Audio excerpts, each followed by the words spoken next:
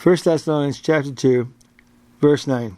Reading first from the King James Bible, quote, "For ye remember, brethren, our labor and travail, for laboring night and day, because we would not be chargeable unto any of you, we preached unto you the gospel of God."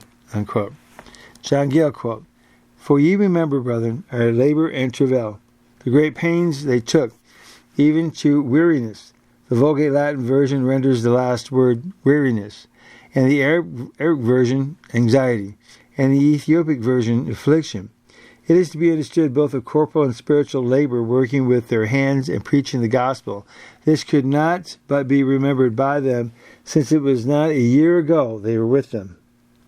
For laboring night and day at our handicraft, or at the work of our hands, as the Syriac version renders it, which they continually attended to, even night and day, when they were not preaching the gospel, or disputing with the Jews, or praying and conversing with those that believed, or refreshing themselves with food and rest. The apostles' business was making of tents. See Gill's on Acts chapter 18, verse 3. Because we would not be chargeable to any of you, neither to the whole body, nor to any person, which shows that they did not seek their own ease and worldly interests, and proves what is before asserted, that they did not use a cloak of covetousness, but chose to forego, and not insist on what they had a right to, lest the gospel should be hindered or reproached. We preached unto you the gospel of God, freely with great application and diligency, for this is the other part of their labor and travail.